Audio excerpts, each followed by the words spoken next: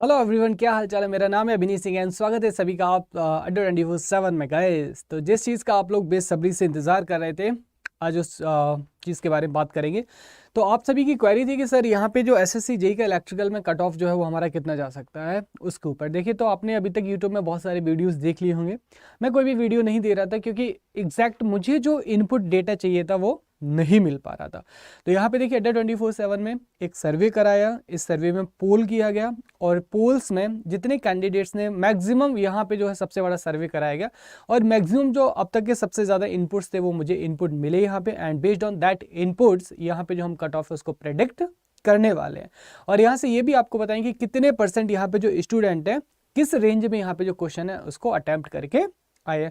तो इधर उधर की बात ना करते हुए सीधा हम चलते हैं अपने सर्वे के ऊपर। तो यहाँ पे देखिए जो सर्वे हुआ, तो सर्वे में देखिए हमने ये पाया कि यहाँ पे टोटल जो पार्टिसिपेट रहा वो 2034 कैंडिडेट्स ने किया। मार्क्स यहाँ पे देखिए कितने रहे, ये आपको यहाँ पे पाई चार्ट दिख रहा होगा ना। तो यहाँ पे देखिए 27% है ना। 27% यहाँ पे कितना दिख रहा है आपको, यहाँ पे ऐसे स्टूडेंट है 27% जिन्होंने 110 से 120 के रेंज में क्वेश्चन को अटेम्प्ट किया। कितना, सॉरी 100 से 110 के रेंज में यहाँ पे ऐसे स्टूडेंट हैं जिन्होंने 27% स्टूडेंट है ना। उसके बाद देखिए यहाँ पे 110 से 120 की रेंज में कितने स्टूडेंट हैं हमारे, 24% है ना। तो यहाँ पे कितना हो जाएगा हमारा, 110 से 120 के बीच में यहाँ पे जो नंबर है वो लेके आ रहे हैं 20% स्टूडेंट। उसके बाद देखिए यहाँ पे 120 से 130 के रेंज में यहाँ पे कितने हैं, 24% है यहाँ पे। सो 120 से लेके 130 नंबर है ना। और यहाँ पे 130 प्लस, जो 130 प्लस है हमारा, इसमें देखिए ये लोग जो है यहाँ पे 25% स्टूडेंट जो है आपके लेके आ रहे हैं। तो देखिए यहाँ पे 130 प्लस है ना, 130 प्लस की काफ़ी अच्छी संख्या है। और यहाँ पे जो कट ऑफ का प्रेडिक्शन है वो आपका इसी के अराउंड जो है हमारा घूमेगा। ठीक है, अब यहाँ पे चीज़ों को समझिएगा। देखिए यहाँ पे नंबर ऑफ सेट्स कितने हुए हमारे, 3 सेट है ना। नंबर ऑफ सेट्स कितने हुए आपके, 3 शिफ्ट हुए हमारे। अब आपको पता है कि जो आपका तीसरा शिफ्ट था हमारा, थर्ड शिफ्ट आपका सबसे ज़्यादा टफ आया हुआ था ना। तो जो हमारा थर्ड वाला शिफ्ट था, तो अकॉर्डिंग टू जितने भी यहाँ पे पेपर से मैंने उनको देखा, तो थर्ड शिफ्ट जो था आपका नॉर्मली आपका हार्ड था as compare to the shift 1 and shift 2। अब यहाँ पे एसएससी वालों का नॉर्मलाइजेशन किया जाएगा। अब देखिए नॉर्मलाइजेशन में काफ़ी बार बहुत ज़्यादा एसएससी में अंतर जो है आपका पाया जाता है। तो अब यहाँ पे जो थर्ड वाले शिफ्ट हैं, अगर थर्ड शिफ्ट के जितने भी स्टूडेंट हैं वो अगर 130 की रेंज में आ रहे हैं तो सिलेक्शन के काफ़ी अच्छे यहाँ पे चांसेस हैं। और देखिए जो सर ये आपको मैंने कट ऑफ प्रेडिक्ट करके बताया था पहले, यहाँ पे अगर देखा जाए पाई चार्ट से एक अनुमान लगाया जाए तो अभी भी जो आपका कट ऑफ है उसी के अराउंड घूम रहा है। यहाँ पे जो हमारा कट ऑफ है आपका 135 प्लस है ना, 135 प्लस से आपका 140 के बीच में जो कट ऑफ है ये आपका जाना चाहिए। हाउएवर यहाँ पे बहुत ज़्यादा इनपुट तो नहीं है, लेकिन जितना यहाँ पे इनपुट आपको मिल रहा है इस इनपुट के हिसाब से इतना जा सकता है। अब देखिए कट ऑफ और भी ज़्यादा जा सकता था, लेकिन इस बार वैकेंसीज वो हैं आपकी ज़्यादा हैं, लेकिन एज कंपैरेटिवली प्रीवियस ईयर की तुलना में आपके फॉर्म कम भरे गए हैं। तो इसलिए यहाँ पे जो कट ऑफ है कम रहने की उम्मीद भी है आपका। और बाकी देखिए नॉर्मलाइजेशन जो जैसे गेट एग्जाम में होता है ना, वैसे यहाँ पे ये नॉर्मलाइजेशन नहीं करते हैं। नॉर्मलाइजेशन की एक अलग ही इनका फॉर्मूला है जिससे कि बहुत ज़्यादा फर्क भी पड़ता है। तो अगर थर्ड शिफ्ट में किसी के 125 नंबर भी आ रहे हैं ना, 125 या इनफैक्ट 120 भी आ रहा है, वो मेंस की तैयारी के लिए जा सकता है आपका। ठीक है, थर्ड शिफ्ट के लिए बोल रहा हूँ। बाकी यहाँ पे जिसके भी 130 प्लस है आपके, वो मेंस की तैयारी की शुरुआत कर दे, क्योंकि देखिए पता नहीं कब मेंस हो जाए हमारा, है ना। तो इस रेंज में ये जो प्रेडिक्शन है, अगेन देखो यहाँ पे एग्जैक्टली कट ऑफ कोई नहीं बता सकता है, कोई भगवान तो है नहीं, है ना। तो जितने यहाँ पे इनपुट मिलते हैं ना उसी के बिहाफ में जो कट ऑफ है उसका प्रेडिक्शन किया जाता है।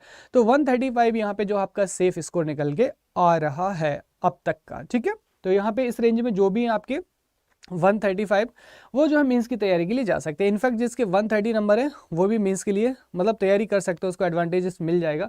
अगर फर्दर देखिए अभी जो एक और पोल यहाँ पे कराया जाना है, अगर उस पोल में इससे ज़्यादा भी इनपुट्स अगर मिलते हैं तो यहाँ पे और कट ऑफ को प्रेडिक्ट करना सही रहेगा। तो फिलहाल यहाँ पे जो कट ऑफ है यहाँ पे किसके साथ जाना चाहिए, 135 प्लस है ना। 135 प्लस जिसके भी मार्क्स आ रहे हैं वो मीन्स के लिए जा सकता है। ओके, 135 प्लस जो मार्क्स हैं आप किसके लिए जाएंगे, यहाँ पे मीन्स के लिए तैयारी स्टार्ट कर सकते हैं। अब देखिए इन लोगों जो लोग यहाँ पे इस वाली रेंज में है ना, उनको क्या करना चाहिए। तो सबसे पहले तो आपको एनालाइज करना होगा कि मिस्टेक्स कहाँ हुए आपके, क्या जो मिस्टेक्स थे वो आपके टेक्निकल में मिस्टेक्स थी आपकी, है ना? क्या जो मिस्टेक्स थी आपकी नॉन टेक में थी क्या? कहाँ पे थी मिस्टेक्स, है ना? मिस्टेक्स जो थी आपको वो कहाँ पे देखने को मिली? अब देखिए यहाँ पे मुझे बहुत सारे मेल आए, है ना? और जितने भी मेल्स आए थे वहाँ पे सबसे बड़ी आपकी प्रॉब्लम थी किसकी? टाइम मैनेजमेंट की। तो अब देखिए टाइम मैनेजमेंट तो आप ही को करना था, मुझे तो नहीं करना था। मैंने सिखाया भी था कि टाइम मैनेजमेंट आपको कैसे करना है। तो अगर वहाँ पे कोई क्वेश्चंस आपको पेचीदा मिल रहे थे तो किसने कहा था उलझने के लिए? किसी ने कहा थोड़ी ना था। जैसे मान ली नॉन टेक में रीजनिंग में सिटिंग अरेंजमेंट का क्वेश्चन था, अरे भाई गोली मारो आगे बढ़ो ना, एक क्वेश्चन का एक ही नंबर मिलेगा, 50 तो नहीं मिल जाएंगे। तो इससे बेटर है कि यहाँ पे 10 क्वेश्चन आगे कर लो, उसमें उलझने की क्या बात है ना? मतलब जो ब्रिलियंट स्टूडेंट थे उन्होंने भी ऐसा फीडबैक दिया कि सर टाइम मैनेजमेंट की वजह से ये हो गया हमारा, ठीक है। अब यहाँ पे उसमें भी कुछ लोग थे टेक्निकल में, उन्होंने कहा कि सर हम सिर्फ और सिर्फ नेटवर्क पे ही फोकस करके रह गए थे, हमने नेटवर्क को बहुत ज़्यादा पढ़ा, क्योंकि हर साल यहाँ पे जो क्वेश्चंस थे वो आपके 30+ आते थे, लेकिन इस बार ऐसा नहीं हुआ। आपका पावर सिस्टम का किसी शिफ्ट में पोर्शन डोमिनेट कर गया, मशीन का बहुत ज़्यादा डीसी नहीं पूछा गया, दूसरी चीज़ें पूछ ली गई। तो अब यहाँ पे हम ये नहीं कह सकते कि आप किसी एक सब्जेक्ट को बहुत अच्छा कर लीजिए, बाकी को हल्के हल्के में कर लीजिए, ऑल, है ना? यहाँ पे टेक्निकल के सारे सब्जेक्ट आपके अच्छे होने चाहिए थे, और खास करके वन लाइनर जो क्वेश्चन आपको देखने को मिलते हैं ना वो अच्छे होने चाहिए थे। और यहाँ पे जो न्यूमेरिकल आप पूछे जाते हैं 10%, उन पे प्रैक्टिस आपकी कमांड बहुत अच्छी होनी चाहिए थी। गेटिंग माई पॉइंट और नॉट, है ना? उसके बाद कुछ एक ऐसे स्टूडेंट थे वो कह रहे सर हमें तो टेक्निकली पढ़ना अच्छा लगता है, नॉन टेक पढ़ना अच्छा नहीं लगता है।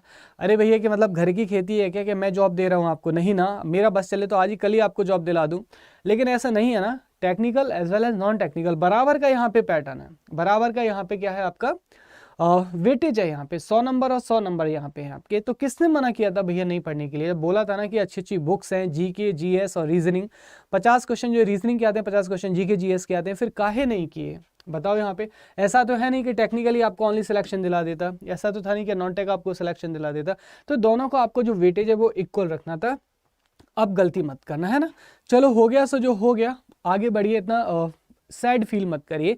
इतिहास कहता है कि जो गलतियों से सीखता है वही हमेशा आगे बढ़ता है, वही विनर होता है। अब देखिए यहाँ पे एसएससी में टेक्निकल के 100 क्वेश्चन आएंगे और नॉन टेक के 100 क्वेश्चन आएंगे। 100 हाफ में डिवाइड कर दो तो 60 मिनट मैंने दिए। टोटल हमारी जो ड्यूरेशन रहती है वो कितनी रहती है? 2 आवर्स रहती है। इसी में अपने को यहाँ पे झंडे गाड़ने रहते हैं ना। तो अब देखो यहाँ पे सबसे पहली चीज़ टाइम मैनेज करना सीखो। यहाँ पे भी टाइम को मैनेज करना सीखो टेक्निकल में, और नॉन टेक में भी टाइम को मैनेज करना सीखो। नॉन टेक आप लोगों के लिए थोड़ा सा हार्ड पड़ता है क्योंकि चीज़ें भूल जाते हैं, क्योंकि इतना आपने पढ़ा नहीं। 4 साल टेक्निकल तो पढ़ के आए ना, तो थोड़ा सा याद भी रहता है। तो कोशिश करो यहाँ से अभी सही, है ना? हर रोज एटलीस्ट कुछ नहीं तो ज़्यादा नहीं तो 1.5 घंटा तो इसको दे दो, है ना? कभी 1 घंटा ही दे दो। तो जब आप धीरे धीरे करके करेंगे ना तो आपका नॉन टेक बहुत स्ट्रांग हो जाएगा। और आपको पता है नॉन टेक किसी भी एग्जाम के लिए जरूरी है।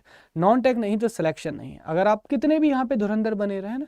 और यहाँ पे सिमिलरली आपको power system, machine, network, utilisation, basic electronics और मेजरमेंट इंस्ट्रूमेंटेशन, सारे सब्जेक्ट आपको अच्छा करना पड़ेंगे। हो सकता है इस बार अभी मशीन नेटवर्क का पोर्शन डोमिनेट नहीं किया, किसी और का कर्जा हो सकता है इस बार जो बेसिक इलेक्ट्रॉनिक्स इसको बहुत एडवांस लेवल में पूछ लिया जाए। तो सारे सब्जेक्ट को आपको अच्छा करना पड़ेगा ना, किसी भी एक चीज़ को छोड़ के नहीं जा सकते, क्योंकि यहाँ पे नंबर ऑफ शिफ्ट भी होती है। तो नॉर्मलाइजेशन एक सबसे बड़ा खेला करता है।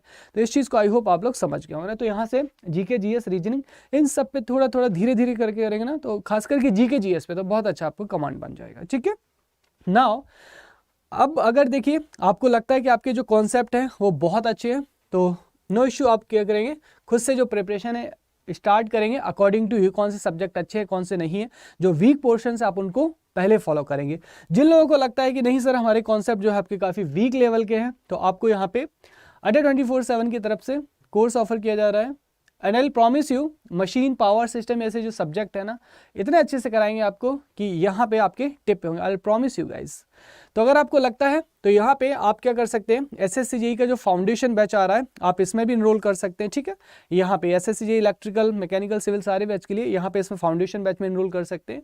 या फिर जो आप यहाँ पे सीधा यूपीएमआरसी देखिए। अब यहाँ पे सबसे अच्छा इंजीनियरिंग महापैक, क्योंकि इंजीनियरिंग जो महापैक है ना, इसमें जितने भी कोर्सेस हैं सारे के सारे कोर्स यहाँ पे क्या रहते हैं, इसमें इंक्लूड रहते हैं, सारे के सारे कोर्स इंक्लूड रहते हैं।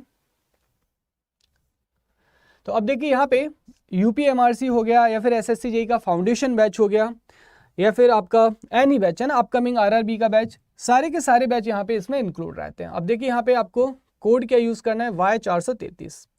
जैसे आप इस कोड को यूज करेंगे Y433 को, यहाँ पे देखिए आपकी जो प्राइस है मात्र कितनी रह जाती है, 3219 रुपये रह जाती है। अब देखिए यहाँ पे टारगेट बैच और इस बैच में कोई बहुत ज़्यादा अंतर नहीं है, कितना होगा आपका 300-400 रुपये का होगा, है ना। तो अब देखिए अगर 300-400 रुपये आप ज़्यादा 500 रुपये दे सकते हैं तो यहाँ पे आपको जो महापैक है देखिए इसमें 1 साल के अंदर जितने भी कोर्सेज हैं वो इंक्लूड रहते हैं, हमेशा आपको पूरा एक्सेस रहता है, प्लस टेस्ट सीरीज रहता है इसमें आपका, और लाइव क्लासेस के साथ साथ में प्री रिकॉर्डेड यानी कि टैग और नॉन टैग का कंप्लीट कोर्स जो है आपको यहाँ पे दिया जाता है आपका। तो टैग और नॉन टैग का कंप्लीट प्री रिकॉर्डेड रहता है और प्लस लाइव रहता है, और इनकमिंग फ्यूचर में जितने भी कोर्सेज लॉन्च किए जाएंगे उन सब को यहाँ पे एक्सेस रहता है। तो 400-500 रुपये आई थिंक यहाँ पे अफोर्डेबल हो जाते हैं, ठीक है। ध्यान रहे यहाँ पे जो Y433 कोड है ये मैक्सिमम डिस्काउंट के साथ साथ फैकल्टी गाइडलाइन के लिए जरूरी है, अगर आप कोई दूसरा कोड यूज करते तो मेरी गाइडलाइन से बाहर चले जाएंगे। तो गाइज अगर इन्फॉर्मेशन अच्छी लगे तो लाइक एंड शेयर करना, बाकी अगर आपके पास में भी कोई इनपुट हो तो यहाँ पे कमेंट बॉक्स में जरूर बताइएगा। And finally God bless you guys.